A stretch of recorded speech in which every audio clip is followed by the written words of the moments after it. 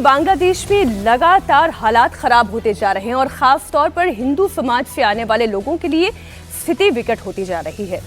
कट्टरपंथियों के टारगेट पर है वहां पर हिंदू। अल्पसंख्यकों पर अत्याचार के मामले बढ़ते जा रहे हैं और इसे लेकर अब हिंदू समाज का सब्र का बांध टूट चुका है। लोग सड़कों पर उतर आए हैं। पिछले 14 महीने से बांग्लादेश में लगातार बढ़ते हुए अत्याचार के खिलाफ अल्पसंख्यक अपनी आवाज बुलंद कर रहे हैं। ज्यादा तो क्या ही कर सकते हैं, सड़क पर उतर सकते हैं, नारेबाजी कर सकते हैं, पोस्टर लहरा सकते हैं। बांग्लादेश में शरिया कानून के तहत अब देश को चलाने की कोशिश की जा रही है, उसके खिलाफ आवाज उठा सकते हैं, अपने डेमोक्रेटिक राइट्स की मांग कर सकते हैं। मोहम्मद यूनुस सरकार तमाशबीन बनी हुई है।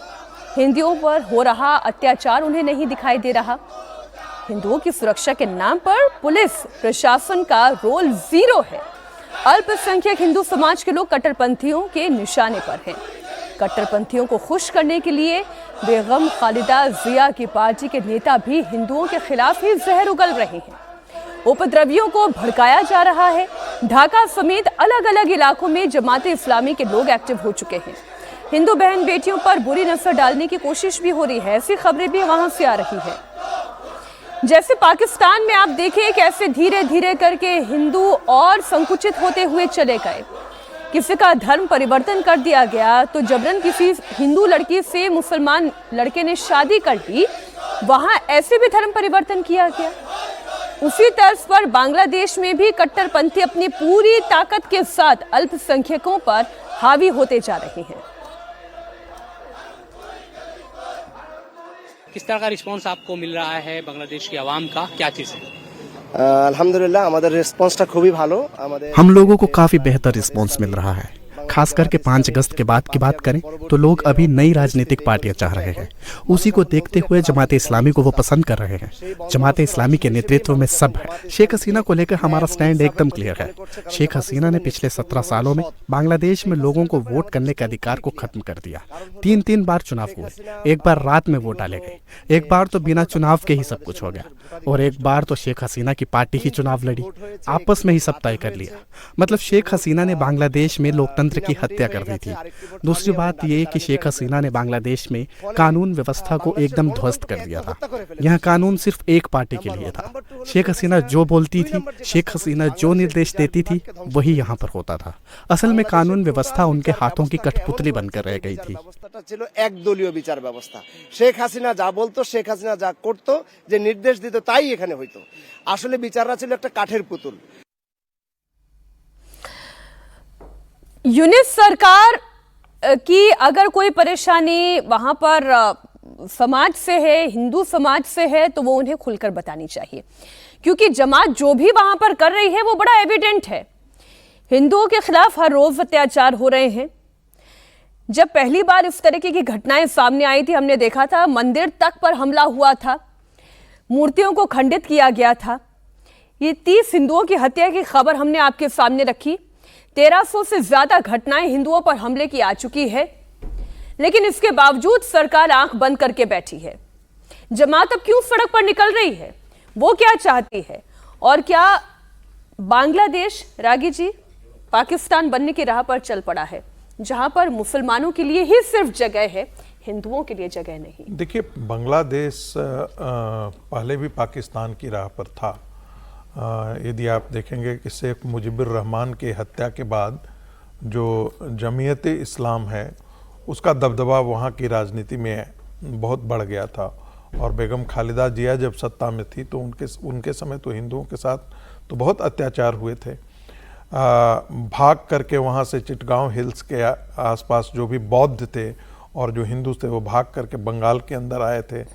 आज के दिन में दिसंबर, जैसे कहा जाता है कि जो 2024 के अंदर जो है, 24 के अंदर भी जो है वो हजारों केसेस जो है वो हिंदुओं के खिलाफ हुए। 8-9 हज़ार केसेस जो है वो हिंदुओं के खिलाफ हुए। उसमें 250-300 हिंदू लोग मारे भी गए हैं। वहाँ पे कई जो है उनको पुलिस स्टेशन में उनको जो है उनका केसेस रजिस्टर नहीं हो रहे हैं। खास करके गाँव में बहुत परेशानी है उनको। शहरों में उतनी परेशानी नहीं है, लेकिन गाँव में हिंदुओं के खिलाफ जबरन उनकी लड़कियों के साथ बलात्कार कर देना, जबरन उन पर धर्मांतरण का दबाव डालना, मारपीट करना, उनकी संपत्ति में आग लगा देना, ये आम चीज़ें हो गई थी बांग्लादेश के अंदर। तो मुझे लगता है कि जब जमाते इस्लामी ताकतवर होकर के आएगी, जिस प्रकार से हिजबुल मुजाहिदीन और जैसे मोहम्मद जैसे संगठन जो है वहाँ पर हैं, वैसे ही टेररिस्ट ऑर्गेनाइजेशन जो है वो बांग्लादेश के अंदर भी हैं। और वो और सारे के सारे जमाते इस्लाम के संरक्षण में वो हैं। यदि ये चीज़ें ये ताकतवर होकर के आने वाले चुनाव में यदि ताकतवर होकर के उतरती है तो निश्चित तौर पर हिंदुओं के लिए ये बड़ा कठिन दे रहा है।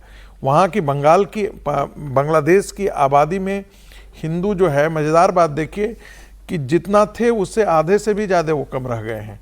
और भारत के अंदर जो है वो मुस्लिम आबादी जहाँ थी उससे दुगनी हो गई है। तो आप अंदाज़ा लगा सकते हैं कि माइनॉरिटी कहाँ फ्लरिश कर रहा है। भारत के अंदर मुसलमान फ्लरिश कर रहा है, उसकी जनसंख्या का अनुपात बढ़ गया है, और वहाँ पर जनसंख्या का अनुपात सीधे दुगना से जितना था उससे भी आधा हो गया है। आने वाले दिनों में शेख हसीना को इसीलिए हिंदू लोग वहाँ पर वोट करते थे कि कम से कम शेख हसीना के समय उनके मंदिर सुरक्षित थे, मंदिरों पर है, और वहाँ का एडमिनिस्ट्रेशन जो था वो कम से कम हिंदुओं की सुरक्षा के लिए आ जाता था।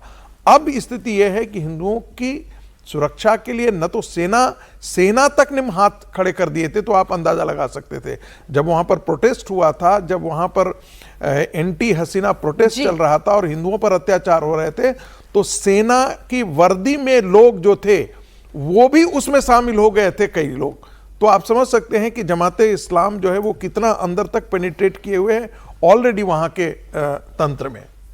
हिंदू फिर जाएगा तो जाएगा कहाँ? हर्षवर्धन जी, ये अब देखिए, यहाँ भारत में बैठकर हम वहाँ के हिंदुओं के लिए कुछ कर सकें, ये सरकार को सोचना है।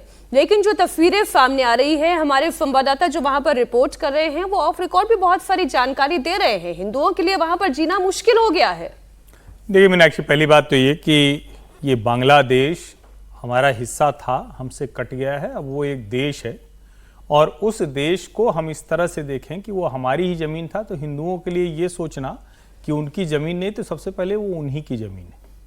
दूसरा ये कि भारत सरकार वहाँ पर हिंदू हितों की रक्षा के लिए अंतर्राष्ट्रीय मंचों पर राजनयिक तरीके से जो करना है वो कर भी रही होगी, लेकिन वहाँ के हिंदुओं को वहीं लड़ना पड़ेगा, अपनी ज़मीन पर अपने अधिकारों के लिए लड़ना पड़ेगा। और कोई भी सरकार अगर एंटी हिंदू है, वहां पर इस्टेब्लिश एंटी हिंदू है, तो उसके खिलाफ आवाज भी उठानी पड़ेगी और अपने जो इलाके हैं उनको सुरक्षित रखना पड़ेगा। एक बात और समझिए, जब इस तरह की बात होगी कि नहीं हिंदुओं पर अत्याचार हो रहा है, तो वहां के हिंदुओं को यह भी अधिकार फिर बनेगा कि वो कहें कि हमारे लिए एक सुरक्षित इलाका तय कीजिए। आप वो क्षेत्र बताइए जहां हिंदू सुरक्षित रह सकें, जहां का प्रशासन, जहां के जनप्रतिनिधि, जहां की चीजें वो हिंदुओं के लिहाज से हों।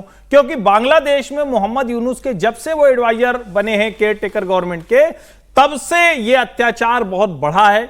शेख हसीना के खिलाफ गुस्सा निकला लोगों का, उसमें सब निशाने पर लिए गए। तो सिर्फ हिंदू कहें ये ऐसा नहीं है। जब मुजीबुर रहमान की प्रतिमा तोड़ दी गई, बांग्ला संगीतकार का घर तोड़ दिया गया, जितने निशानी थे वो तोड़ दी गई, इसका मतलब वो एक गुस्सा पूरी तरह से एस्टेब्लिशमेंट के खिलाफ था। लेकिन अब अगर कुछ हो रहा है और हिंदुओं को चुन चुनकर उनके खिलाफ निशाना बनाया जा रहा है, मुझे तो वहां एक यहीं के रहने वाले हैं अपने मित्र जो है, वो वहां ढाका से कुछ दूर है, एक चाइनीज कंपनी में काम करते हैं। उनका उस वक्त स्थिति ये थी कि हम लोग एक उसमें अपार्टमेंट में रहते थे और बाकायदा वहां आर्मी लगा दी गई थी। क्यों? क्योंकि थाना छोड़ के लोग भाग गए थे। पुलिस, जो बांग्लादेश की पुलिस है वहां, वो छोड़ के भाग गई थी। और कमाल की बात यह कि एक वहां काम करने वाला व्यक्ति जो पुलिस में ही था, उसकी बच्ची गायब हो गई और उसको वापस लाने में बहुत ही मुश्किल हुई। उन्होंने कहा कि जब आगे पता चलेगा तो हम आपको बता देंगे। हम भी अभी नहीं बता सकते कौन ले गया, जबकि सबको पता है कि कौन लोग आए और उठाकर ले गए। तो स्थितियां बहुत खराब थी। अभी लोग वहां प्रदर्शन कर रहे हैं, लेकिन मैं ये मानता हूं उनको वहीं लड़ना पड़ेगा, अपनी सुरक्षा करनी पड़ेगी। यह संभव नहीं हो सकता कि भारत से कोई ऐसी डिबेट या इस तरह का करके हम सुरक्षा करें। इसको भी समझना वो बात बिल्कुल ठीक है। मैं इसी विषय में एक विषय मोहन भागवत का भी जोड़ना चाह रही हूँ, क्योंकि वो भी हिंदुओं से रिलेटेड है। जब मणिपुर मोहन भागवत जाते हैं तो ये कहते हैं कि हिंदू नहीं रहेगा तो दुनिया नहीं रहेगी। और फिर उसमें उन्होंने कॉन्टेक्स्ट भी बताया। उन्होंने कहा कि दुनिया में सब देशों पर तरह तरह की परिस्थितियां आई और परिस्थितियां गई। कुछ देश उसमें समाप्त हो गए, जिसमें उन्होंने यूनान का भी जिक्र किया, मिस्र का जिक्र किया, रोम का जिक्र किया। कुछ तो बात होगी कि हस्ती नहीं मिटती हिंदुओं की। इस मामले में मोहन भागवत जी जो कह रहे हैं वो काफ़ी हद तक सही बात है कि हिंदू धर्म की जो खासियत है, विशेषता है, उसकी फ्लेक्सिबिलिटी है, उसकी जो ताकत है, वो उसको अभी तक 3000 5000 साल तक जिंदा जीवंत रखे हुए और वो अपने तरीके से काम कर रही है। लेकिन उसकी जो स्ट्रेंथ है ना, वही उसकी एक वीकनेस भी है हिंदू धर्म की, कि हिंदू धर्म में जो फ्लेक्सिबिलिटी, आराम, शांति, प्यार सब कुछ है, वो आपको उस तरह से लड़ने की ताकत नहीं देती जो हमें बांग्लादेश में दिखाई दे रही है। बांग्लादेश के हिंदुओं को मैं हर्ष जी की बात से सहमत हूँ कि खुद लड़ना पड़ेगा, यदि वो एग्रेसिव होना पड़ेगा। भारत सरकार को जो जरूरी है वो मदद करे, भारत के लोग भी उनकी जरूरी जो है वो मदद करे, लेकिन वो लड़ना खुद को पड़ेगा। यदि आप समझते हैं कि वो लड़ाई भारत लड़ेगा, तो मैं बताऊँ इसको दूसरी तरह से ये लड़ाई हो जाएगी। अभी वो एंटी हिंदू थोड़ी सी हो रही होगी, फिर वो एंटी बांग्लादेशी भी हो जाएगी। वो कहेंगे कि ये लोग तो भारत सरकार इसको चला रही है, तो ये बांग्लादेश के भी खिलाफ लोग। जब आवाज वहीं से अंदर से उठेगी तो लगेगा कि अपने हक की आवाज, उसकी ताकत की लड़ाई। विजय जी, फिजी में हिंदुओं की ऑलमोस्ट मेजोरिटी थी, सरकार थी। वहां पर उन्होंने प्रतिक्रांति किया और हिंदुओं को हटा दिया, कॉन्स्टिट्यूशन से उनको दरकिनार भी कर दिया। हिंदू ने वहां भी शस्त्र नहीं उठाया। कश्मीर के अंदर हिंदुओं को 4.5 लाख हिंदू भाग करके आए, जम्मू आए, दिल्ली आए, बेंगलोर चले गए, बॉम्बे चले गए, लेकिन किसी हिंदू ने अपने हाथ में शस्त्र नहीं उठाया। तो आप ये उम्मीद मत कीजिए कि बांग्लादेश के अंदर वहां के उम्मीद नहीं कर रहा, मैं वही बार बार कहता हूं, मैं बार बार वही कहता हूं कि दुनिया में जहां भी इस्लाम के मानने वाले हैं, उन्होंने अपने वजूद तो छोड़ दिए, अपने एक्सपेंशन के लिए उन्होंने अपने हाथ में शस्त्र उठाया। लेकिन भारत का हिंदू समाज, जिसे हम कहते हैं ना, हम जिंदा रहे हैं, लेकिन हम ये कैसे भूल जाते हैं कि हमारी सीमाएं जो हैं वो ईरान तक थी। गजवाए हिंद हो चुका है सर। आज पाकिस्तान का एक बड़ा हिस्सा, अफगानिस्तान कभी हमारा था, बांग्लादेश हमारा था, पाकिस्तान हमारा था, वो सारे हमारी सीमाएं ईरान तक जाती थी। वो सब सिमट करके यहाँ पर हम 76% बच गए हैं। मैं तो यही बचे हुए भारत में जो स्ट्रेंथ है वही आपकी मैं ये कह रहा हूं कि हम बचे जिसे हम कहते हैं अवशेष के रूप में हम अभी लड़ रहे हैं, संघर्ष रहे हैं, और कितने दिन तक बचेंगे ये कहना मुश्किल है। वही स्ट्रेंथ और वीकनेस की ही बात हो रही है। जो बात विजय जी कह रहे थे कि जो हमारी सबसे बड़ी काबिलियत है कि हम ह्यूमैनिटी फर्स्ट रखते हैं, हिंदू जो है वो मानवता सर्वोच्च पद पर रखता है, वही हमारी सबसे बड़ी कमजोरी भी है कि हम शस्त्र नहीं उठाते, हम विस्तारवादी सोच की तरफ से काम नहीं करते, हम धर्म परिवर्तन वाली सोच नहीं रखते हैं।